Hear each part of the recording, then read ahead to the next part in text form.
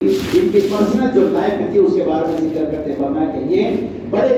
جلیل قسم کے انسان تھے، لیکن جب دشمنان اسلام نے دیکھا کہ ہم ان سے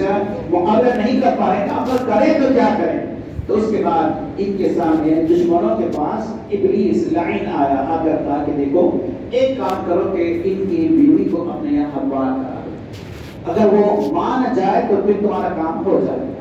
بولے ٹھیک ہے، اس کو روپیہ پیسہ دے کر اس کو منوانے کی کوشش کرے، آخر میں تو پہلے تو انکار کری، لیکن جب وافر کرتا ہے، جب ہاتھ میں پیسہ لگا تو اس کے بعد وہ بھی بڑے آمدہ ہو گئے اس بات پر کہ جب بھی یہ راحت اور سکون میں یعنی لیٹے ہوئے رہیں گے یا آرام کریں گے، اس وقت میں ان کو باندھ کر دیتے،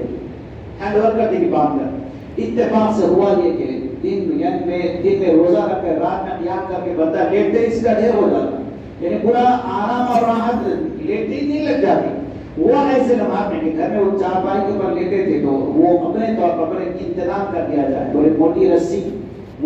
جو کہ رسا جو کشتیوں کو جو بنا جاتا ہے وہ رسی کا انتظام کر کے بولے یہ بھیجے، بولے اس سے باندھ کر ہم کو مطلع کر دیں، ہم اٹھا کر لے جائیں گے ان کو آنے کے بعد۔ جیسے وہ وقت ملا، موقع ملا، ان کو باندھ دیا، اس کے بعد وہ مطلع کر دی کہ یہ تو تمہارا شکار تیار ہے، اس کو لے کے جاؤ۔ لیکن حضرت کی آنکھ کھلی، سو رہے تھے، آنکھ کھلتے انہوں نے کیا کیا، اپنے آپ کو ایک ایسا جھٹکا دیا، ایک ایسی حرکت کی کہ پورے کے پورے رسیاں چار طرف سے ٹکڑے ٹکڑے ہو گئے، یعنی اب رسی بوٹی جو قسم کی تھی وہ ان کے پر اثر نہیں کری۔ اب آخر کار ہوا کیا، اب وہ پوچھ کے حضرت کے اٹھنے کے بعد آنکھ کھلی، وہ یہ حرکت کون کرے میرے ساتھ، تو اس نے اپنے طور پر اپنے لب و لہجے کو تبدیل کرتے فرمایا کہ یہ حرکت تو کری میں ہی، لیکن میں دیکھ رہی تھی کہ آپ کی بہادری طاقت کتنی ہے، یعنی لب و لہجہ بدل گیا اس کا۔ آخر کار بولے ٹھیک ہے، بات تھوڑی گزر گئی، بولے دشمنوں کو اس نے مطلع کر دیا تمہاری رسی کچھ کام نہیں آئی، کچھ اور کا انتظام کرو، تو دوسری مرتبہ وہ زنجیر جو ہوتی ہے اس کا انتظام، بڑی زنجیر کو بھیجے، اس کا بڑے دوبارہ پھر وہ آرام کر رہے تھے تو وہ صرف زنجیر سے باندھی، پھر حضرت اٹھے، آنکھ کھولی تو دیکھا کہ زنجیروں میں جکڑے گئے، جب تو رسیوں میں تھے اب تو ترقی ہوئی، اب زنجیروں میں جکڑے گئے۔ پھر حضرت نے اللہ تعالیٰ نے ان کو ایسی بہادری عطا فرمائی تھی کہ وہ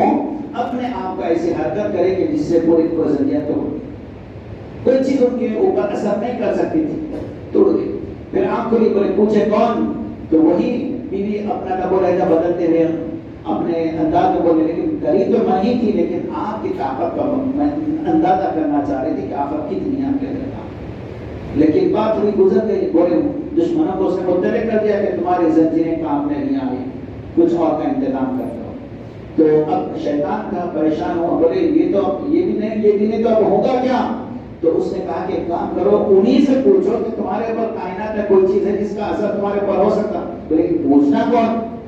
جیسے ہمارے یہاں کہا جاتا ہے کہ بلی کے گلے میں گھنٹی باندھے گا کون، تو ویسے ان سے جا کے ڈائریکٹ کون پوچھنا،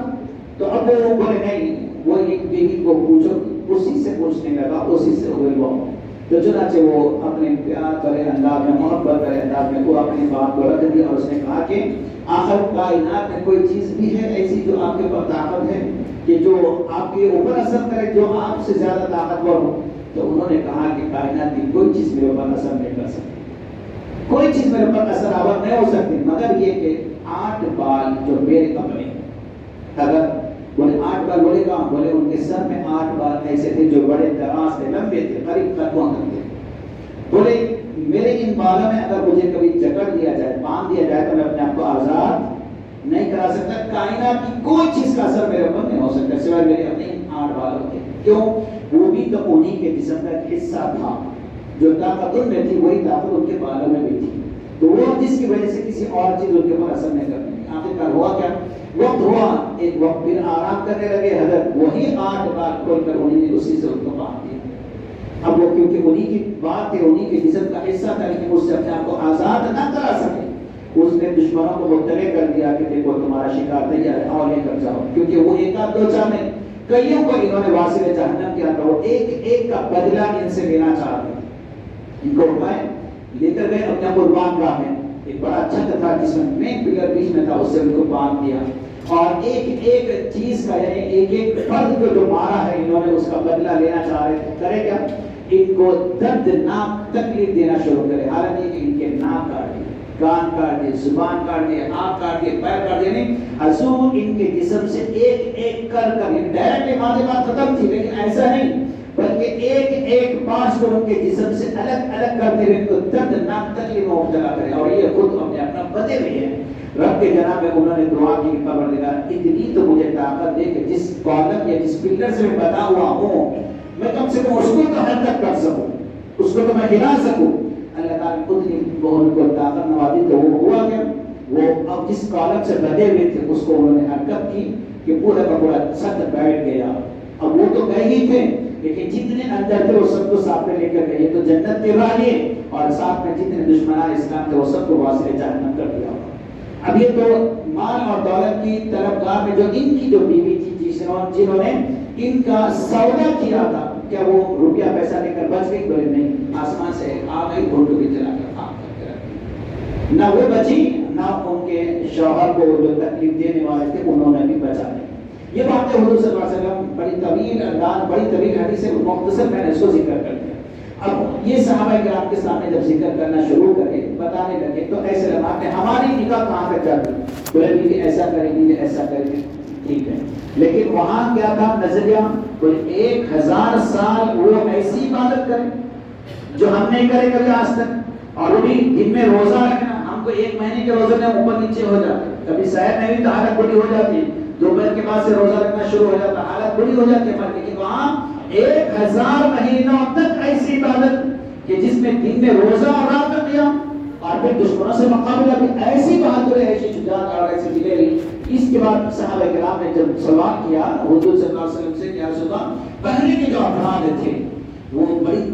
طویل عمر پاتے تھے، ہزاروں سالوں کی زندگی ہوا کرتے تھے، آج ان کے مقابلے میں ہماری عمر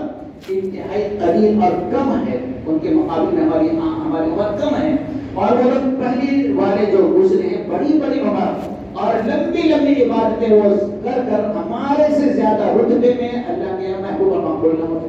اور ہم عمر کم، اس میں بھی اکثر وقت کسب معاش اور روزی روٹی کمانے میں گزر جاتا، پھر اس سے بھی پھر ہم دیگر کام کاج بھی کرتے ہیں. تو ایسے لمحات میں ہماری زندگی کے کچھ اور لمحات ایسے گزر رہے ہیں، اور وہاں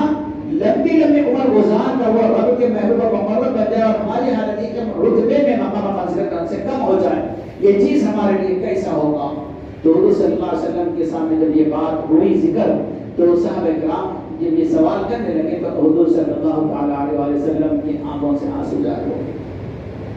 آنکھ نمدیدہ ہو گئے. ایسے لمحات میں اللہ تعالیٰ جبرائیل امین کو بھیجا اور فرمایا کہ حبیب، آپ کی امت کو، پہلے والوں کو ہم نے طویل عمریں دی تھی، ویسی وہ ریاضت اور عبادت کا اہتمام کرتے تھے، لیکن کیا ہوا؟ ہم ان کو عمر دیے. ہم آپ کی امت کو ایک رات دیتے ہیں جو وہ تمام جتنے ہزاروں سال وہ عبادت کرے، 1000 مہینے بھر کی وہ تمام کتاب میں یہ ایک رات اس کا نعمل بدل ہو جائے گی. اس کا ریپلیسمنٹ اللہ تعالیٰ نے ہم کا عطا فرمایا. وہ قربان جائے صحابہ کرام کے اس سوال پر کہ جس کی وجہ سے شب قدر ہمیں نوازی گئی. اب یہ شب قدر تو ہم کو مل گئی، لیکن حضور صلی اللہ علیہ وسلم یہ چاہتے تھے کہ وہ مطلع کرتے کہ شب قدر واقعتاً ہے کا، لیکن کاشا میں عبدت سے باہر نکلے تھے، اور جب صحابہ کو دیکھا کہ کسی بات پر جھگڑ رہے تھے، ان کی صلح صفائی میں اللہ تعالیٰ نے اس کا علم کو مخفی کرا دیا، محفوظ کرا دیا، لیکن اوپر اس کو حضور نے ذکر نہیں کیا. بتا دیا کہ میں آیا تھا تم کو بتانے کے لیے، لیکن تمہارے آپس کے جھگڑے نے ہم کو اس بات سے محفوظ نہیں کیا، محفوظ وہ کر دیا گیا. اس کے بعد ہم کو یہ حکم دیا گیا کہ یہ خاص کر شب قدر کو رمضان المبارک کے آخر مہینے یعنی آخر 10 دن کی جو تاخیرات ہیں 21، 23، 25، 27، 29 ان میں تلاش کیا کرو. لیکن علماء کرام نے اس میں بھی کچھ 30 چیزیں بتائی ہیں، ان چیزوں کے بارے میں مختصر ذکر کر کے اپنی گفتگو کو سمیٹ نو فرماتے ہیں. سورہ قدر کے اندر جو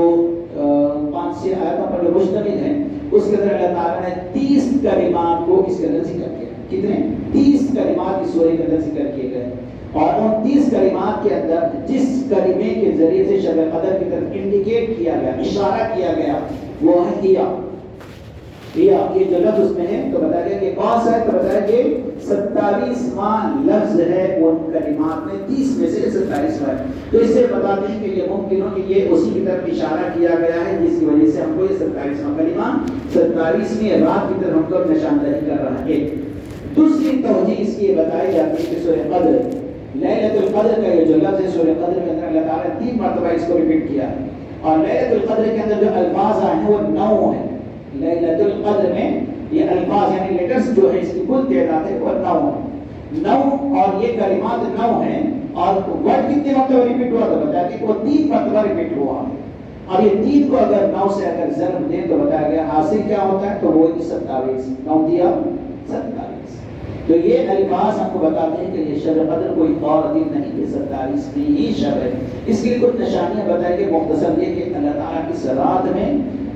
کی جو صبح ہوتی ہے, صبح میں سورج کے ساتھ شیطان کو اس کے ساتھ نکلنے کی پرمیشن نہیں دیتا, بلکہ حالت بتائی کہ صبح انتہائی ٹھنڈک والی صبح ہوتی ہے, رات انتہائی راحت اور سکون والی ہوتی ہے. بہت کچھ اس کے نشانیاں بتائی گئی, لیکن اختصار کے ساتھ یہ کہ اس رات میں بھی اللہ تعالیٰ سب کی مغفرت فرماتا ہے, جہنم سے آزادی کی پرواہ نصیب کرتا ہے. لیکن یاد رہے کچھ لوگ ایسے ہیں, 4 ان میں سے ایک کا میں تذکرہ کر دوں کہ وہ 4 لوگ ایسے ہیں کہ جن کو اللہ تعالیٰ آج کی رات بھی بخشش ان کی نہیں ہوتی, آج کی رات بھی بخشش نہیں ہوتی ان کی. ان میں سے خاص کر وہ انسان جو شراب پیتا, جو شراب کا عادی ہے, جو شراب کا جو پینے والا ہے, اس کی کبھی بھی اللہ تعالیٰ نہ ہی مغفرت فرماتا. آج جیسی یعنی عظیم ترین رات ہے آج, اور یہ عظیم ترین رات میں جہنم کی آزادی کے پروانے نصیب ہوتے ہیں سب کے, لیکن ان کو نہیں ملتا جو وہ زمین پر شراب پیتا ہے. اب ذرا غور کریں, مسلمان ہے اور پھر بھی شراب پی رہا ہے, تو ذرا غور کریں کہ اس کا انجام کیا ہوگا. ہمارے یہاں عام طور پر یہ کہا جاتا ہے کہ جب انسان شراب پیتا ہے اپنے جسم کے اندر جب اترتی ہے کتنی دیر تک رہتی ہے, تو ایک ڈاکٹر کا قول ہے کہ کم از کم 24 گھنٹے اس کے جسم کے اندر شراب کے اثرات رہتے ہیں. 24 گھنٹے شراب اس کے جسم کے اندر رہتی ہے, چاہے وہ انسان سو کر اپنے وقت کو گزارے یا بے انتہا پانی پی کر اس کو پیشاب کے ذریعے سے نکالے, جو کرنا ہے کرے, لیکن کم از کم کتنا وقت 24 گھنٹے اس کے جسم کے اندر اس کے پانی کے قطرات یا شراب کے اثرات جسم میں رہتے ہیں. یہ کتنے, ایک ڈاکٹر کا قول ہے کہ جو یہ کہتا ہے کہ شراب جسم میں 24 گھنٹے سے پہلے باہر نہیں آتی, لیکن کائنات میں کوئی ڈاکٹر ایسا نہیں پیدا ہوا ہے کہ جو یہ کہے کہ آپ کے جسم میں جو روح ہے وہ کتنی دیر تک رہے گی. کوئی ہم کو بتانے والا نہیں ہے. ہمارے یہاں ارباب امید تو بہت ہے, اسی کے اوپر زندگی کا محال ہے, لیکن یاد رہے یہ کوئی انسان یہ نہیں بول سکتا کہ میرے جسم کے اندر جو روح ہے وہ کتنی دیر رہے گی. 24 گھنٹے جب میں شراب پیا تھا اتنی دیر وہ باہر نکلنے تک رہے گی, اور اس سے پہلے نکل لے گی. تو یاد رہے اگر اس سے پہلے نکل لی روح تو پھر اندازہ کیا ہوگا اس کا, جس کے بارے میں ہم کبھی غور نہیں کر سکتے, کیونکہ ہم فکر نہیں کر سکتے اس کا انجام کیا ہوگا. تو بہت برا انجام ہے شراب پینے والوں کا. دیگر بھی اور بھی کچھ چیزیں, لیکن میں سب پہ نظر کر کے ایک چیز کی طرف توجہ دلانے کر رہا ہوں, اور خاص کر یاد رہے آج کی شب اللہ سبحانہ و تعالیٰ تمام لوگوں کی مغفرت فرماتا ہے, اور خاص کر ان لوگوں کو جو یہ حضور صلی اللہ علیہ وسلم نے جو فرمایا ہے یہ ہم کو عبرت کے لیے کہ ایسی رات بھی ان لوگوں کے مغفرت نہیں ہوتی. تو ذرا اگر یہ چیز مخفی ہوتی, یعنی اگر اس کو چھپا کر رکھ دیا جاتا, نہیں بتایا جاتا, تو اب وہ انسان بھی آج بھی محفوظ نہیں رہتا. لیکن حضور صلی اللہ علیہ وسلم کے ایک عمل پر قربان جائے کہ حضور نے اپنے عمل کے ذریعے بتا دیا کہ آج بھی وہ انسان کی توبہ قبول ہو سکتی ہے. کب تک؟ جب تک وہ زندہ ہے وہ اپنے آخر نماز سے پہلے وہ توبہ کر لے, رجوع کی نفع ہو, لوٹ کر رب کی طرف آ جائے تو اللہ تعالیٰ اس کی توبہ کو قبول کرتا ہے. اور اگر وہ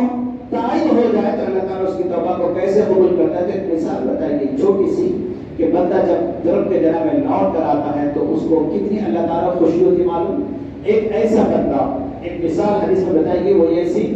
بے انتہا جنگل و بیابان میں اکیلا تھا, اور اس کی سواری تھی جس پر سفر کر رہا تھا, اتفاق سے سواری اس سے کھو گئی, اور وہ اکیلا تنے تنا ہے جہاں حد نکاح تک نہ کوئی انسان ہے اور نہ ہی کوئی انسانی وسائل زندگی, یعنی نہ خود رہ سکتا نہ کوئی انسان وہاں پر نہیں ہے. اور ایسے لمحات میں کیا ہوگا, اب وہ صرف اور صرف ایک ہی تمنا کرے گا کہ اب میں جب مروں گا تو بس یہی مروں گا, میرے کو آگے پیچھے کوئی چیز نہیں ہے. کیونکہ آج تو پھر بھی ہمارے یہاں بہت کچھ وسائل ہیں, موبائل کا استعمال کر کے ہم کون ہیں, کہاں ہیں, کدھر ہے, ہم اپنا سب کچھ بتا سکتے ہیں. لیکن وہ دور کی بات بتائی گئی کہ جہاں پر انسان اپنے آپ کو ختم کرنے کے علاوہ کوئی چیز اس کے یہاں باقی نہیں, کوئی اس کی طرف سے مدد آنے والی نہیں ہے. اس طرح اس کو اپنا جب فیلنگ ختم ہو جائے گی, اب بس یہاں پر میں مروں گا, اس انداز کے ساتھ وہ لے گا, آنکھ کھلی دوبارہ تو کیا دیکھتا ہے کہ اس کی اپنی سواری جب اس کے پیروں کے پاس کھڑی ہوئی ہے, اب وہ جو خوشی جو اس کے دل پر جو تاری ہوتی ہے برداشت کر سکتے ہیں اس کو. کہ جو مرنے کے لیے تیار ہو کر سو گیا تھا، اٹھا کر اس کی سواری اس کے سرانے ٹھہری نہیں ہے، اور وہ خوشی سے سرشار ہوگا جب اٹھے گا تو انسان کی کیا حالت ہوگی، اب اس کو فیل نہیں کر سکتے، اندازہ نہیں کر سکتے۔ اللہ تعالیٰ اس سے زیادہ اس بندے کی توبہ سے قبول، یعنی جو توبہ کر کے رب کی طرف لوٹ کر آتا ہے، اللہ تعالیٰ اس کی توبہ کو قبول کر کر اللہ کو اس سے زیادہ خوشی ہوتی ہے جو ایک مسافر راہ میں اپنی سواری کو جو کھو گیا تھا واپس لوٹ کر اس کو سواری مل گئی ہے۔ تو اسے یاد رہے کہ اللہ تعالیٰ توبہ کرنے والوں کو قبول کرتا ہے، انہیں محبوب رکھتا ہے۔ التائب من الذنب کمن لا ذنب له، یعنی توبہ کرنے والا گناہوں پر ایسا ہی ہے جیسا کہ اس نے کبھی کوئی گناہ کا کام نہیں کیا۔ اب تک جو کچھ ہوا سب ہوا، لیکن اب یاد رہے کہ آگے کی زندگی میں کچھ تبدیلی لائے۔ قرآن سے اپنی زندگی کو وابستہ کر کے رکھیں، اور قرآن کبھی کسی کے سامنے دست سوال دراز کرنے کی نوبت نہیں آتا۔ اور قرآن اگر بندہ اس سے اپنے آپ کو رشتے ناطے کو جوڑ کر کے تو وہ دل کو روشن کرتا ہے، جس گھر میں پڑھا جائے قرآن وہ گھر روشن ہوتا ہے اور پورا علاقہ اس کے ذریعے سے محفوظ اور مامون رہتا ہے۔ اللہ سبحانہ و تعالی سے دعا کرتا ہوں کہ پروردگار خاص کر اس قرآن سے ہمیں وابستہ فرما دے۔